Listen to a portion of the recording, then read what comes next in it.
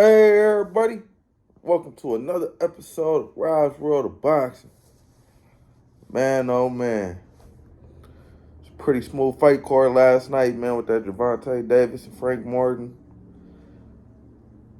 Man, I was pulling for Frank, man. I was pulling for him, but shit, man.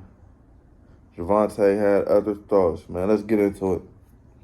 The first fight on the card that I seen was I think Elijah Garcia versus Kyron Davis. Kyron Davis pulled off that upset, handing Elijah Garcia his first defeat, man. So I think Elijah Garcia is 16-1 now. He just looked real predictable in that fight.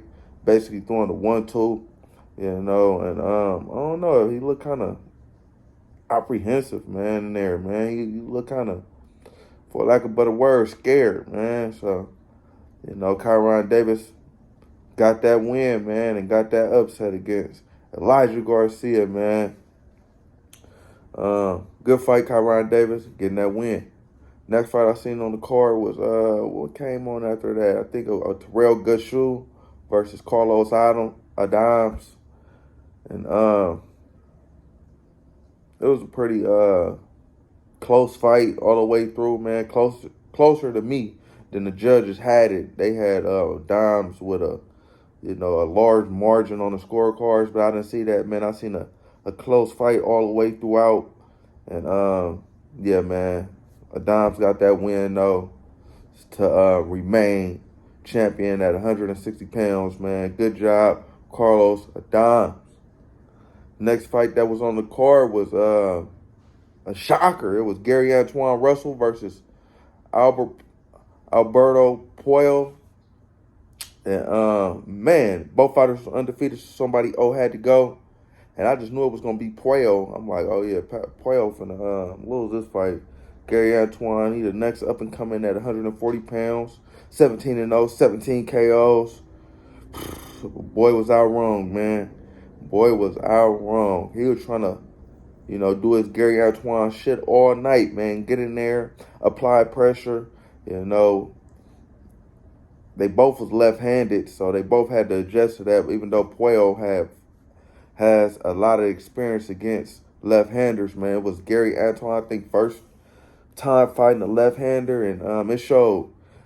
Puello was using that jab, man, pivoting, getting out the way, and coming with that hammer, man, that left hand. And I think, what was it? I think like round 11 or something, he even put Gary Antoine down with a body shot. That was very surprising to me, man. I was like, what the fuck? Is that Gary Antoine on the ground? And it indeed was him on the ground. Walked out for a little split second, came back. That boy on the ground. I'm like, oh no. Yeah, man, Puello did what he had to do. And instead of Gary Antoine being a intern WBC champion at 140 pounds, Alberto Puello, man. So I guess that means I think Dev has the WBC championship belt, man, at 140. So I guess that means that I think Dev already got a fight lined up against Sandor Martin. So after he, fight that fight, win, lose, or draw, whoever win that fight has to fight Alberto Puello, man. So I'm looking forward to it. I got a lot of faith in Puello. I feel like he might be the next 140-pound champion, just on a simple fact how he just did Gary Antoine, man, who ain't no slouch, man. I thought he was that boy. But I ain't going to say he still ain't that boy, man, but he just met his match last night. Hopefully he learned something. Good job, Puello. Next fight on the card was David Benavidez versus Alexander Vostik, man. It's a pretty good fight. Vostik, boxing in there, doing what Vostik does. My cousin was like, man, you got to sit down on some of his punches. Why you just pity-pat? I'm like, nigga, that's what Vostik do. He a pity-pat type nigga, man. He going to box you, and he going to try to get you tired, then come with that nail, That's why his nickname is the Nail, But Yeah, man, it was a good fight. Bostic was, hanging in there. And I feel like David Benavidez might need to go back down to 168. He talking to, that 175 shit. He can first fight at 175.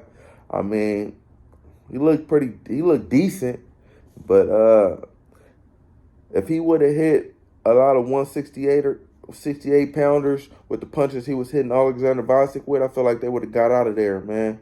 But 175, they're just a little bigger men, and it showed, man. Bostic wasn't going nowhere, So maybe people was right. Maybe he was a weight bully at 168. Because like I said, 175, when they weigh in the same, basically, and guys are basically the same size he is, his skills wasn't nothing to, jumping off the charts. So, but good fight, David Benavidez. And yeah, man, like I say, he might need to go back down to 168, man.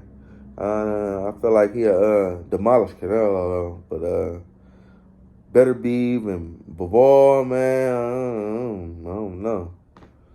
Yeah. All right, man. Let's get to the main event. Why everybody here? Why everybody tuned in, man? It was Tank versus Frank, man. Freaking Frank was doing good in the early rounds. I feel like if he just would have kept doing what he was doing, boxing, moving, pivoting, fucking stand off the corner and stand off the ropes, man, he could have down there won that fight. But that nigga would not stay off the corner, man. He would not stay off the ropes. He kept putting himself in compromising positions. And you can't do that versus Tank, man. He gonna take advantage of it every time. That's what he looks for. He looks for that one punch, man. And by you putting yourself in the corner, you giving him an opportunity to land that one punch, man. And that's exactly what he ended up doing. I think it was the 8th round, man. It was vicious. I think it was the uppercut that started everything. Left hand uppercut, kind of like the same shit he hit Leo Santa Cruz with, but not as vicious as Leo, because the goddamn, I think Leo's still asleep. But he hit him hard, though. And followed up with the overhand left, man. Had that boy in there taking a nap, boy, like my daughter at TK. He was in there asleep, in front of all those people. It was bad, man. Freaking, yeah, man, I don't think Frank was quite ready for this fight, man. I feel like he needed a little bit more experience. The experience different show, man.